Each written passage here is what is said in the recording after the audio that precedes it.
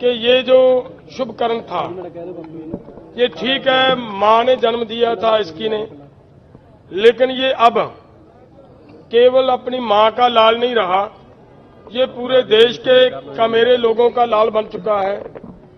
पूरे देश का ऐसा शहीद हो निबड़ा है कि हमने देखा जाए, आप भी सबको पता है इस बात का कि मेरा ख्याल है हमारी जिंदगी में तो पहली बार हुआ होगा कि किसानों के आंदोलन के दबाव के कारण सरकार को इसे शहीद का दर्जा देना पड़ा। दूसरी बात, आंदोलन का प्रेशर, आंदोलन का दबाव भी सरकार के ऊपर जैसे पड़ रहा है कि पिछले दिनों गन्ने का भाव बढ़ाना पड़ा सरकार को, और वो भी ऑफ सीजन में आकर, कभी नहीं इस टाइम में कभी नहीं बढ़ता। और हरियाणा के अंदर किसानों के कर्ज का जो ब्याज माफ करने का उन्होंने ऐलान किया। तो ये शुभ कर्म जैसे बहादुरों की इस दृढ़ता का रिजल्ट है जो निकल रहा है। और मैं ज्यादा ना बोलते हुए इतनी बात ही कहूंगा कि अब देखिए, देशवासियों को मेरा आह्वान है कि आप लोगों का एक उलांबा था कि पंजाब के लोग आंदोलन करते करते जब 3 कानून उनके सस्पेंड हो गए थे वो वापस चले गए, जब रद्द हो गए तो वापस चले गए। आज आप सबको वही आंदोलन फिर से खड़ा कर दिया है और शहादत दिया हमारे एक नौजवान ने। बहुत बड़ा काम किया है।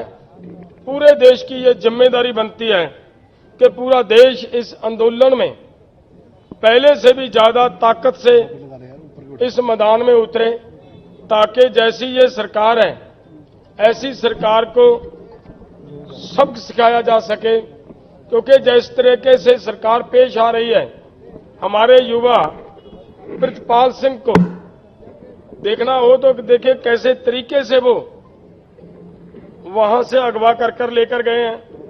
उनकी टांगें तोड़ी गई हैं, उनकी बाहें तोड़ी गई हैं, उनका सिर फाड़ा गया, उनकी कमर तोड़ दी गई और बोरी के अंदर उसको बंद करके लेकर गए हैं जैसे किसी जीव को ना किसी वस्तु को लेकर गए हों।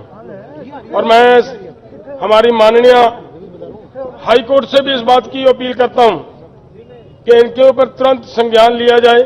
और पंजाब गवर्नमेंट को मैंने पहले भी हमने लिखकर भेजा है, दोबारा फिर से आज ये कह रहा हूं कि सरकार जिस तरीके से बर्बरता से हमारे लोगों के साथ पेश आ रही है, तो उनके खिलाफ जिन्होंने ऐसी घटनाओं को जन्म दिया, हमारे ट्रैक्टर तोड़े गए हैं, हमारे एक युवा को उठाकर लेकर गए हैं, इतने से काम नहीं चलेगा कि हम ये कह दें कि देखिए शुभ कर्म के मामले में तो एफआईआर दर्ज होगी।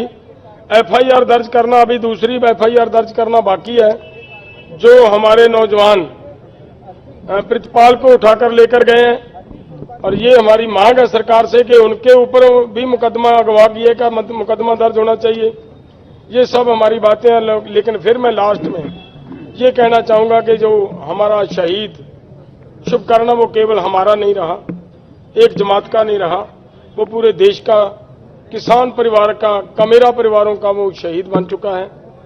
जब 3 तारीख को उनका अंतिम अरदास की जाएगी यहीं बल्लो गांव के अनाज मंडी के अंदर, तो मैं निवेदन करूंगा सभी संगठनों को, सभी भाइयों को, एक एक व्यक्ति को अपना फर्ज समझते हुए उनकी अंतिम अरदास में आकर शामिल हों, ताकि अरदास की एक बड़ी ताकत हुआ करती है। अरदास विनती से व्यक्ति, जाने वाले व्यक्ति की आत्मा को वो योग स्थान वाहिगुरु जरूर बख्शता है। और हमारा सबकी जिम्मेदारी बनती है कि उनकी अरदास में भी शामिल हों और उस दिन वहां से वो प्रण लें कि हम इस आंदोलन को, इस लड़ाई को, जिसको शुभ करण जी शुरू कर गए हैं, इसको अंतिम चरण तक लेकर जाएंगे और जीत कर रहेंगे। धन्यवाद। किसान को लेकर किसकी डिमांड कर रहे हो, किसके खिलाफ बात कार्रवाई? देखिए, मैंने ये कहा है कि जैसे पहले उनको उठाकर लेकर गए हैं, उनके खिलाफ कार्रवाई की हमारी मांग है और वो हम मांग कर रहे हैं। हरियाणा गवर्नमेंट की तरफ से हमारे उस युवा को उठाकर लेकर जाया जाए।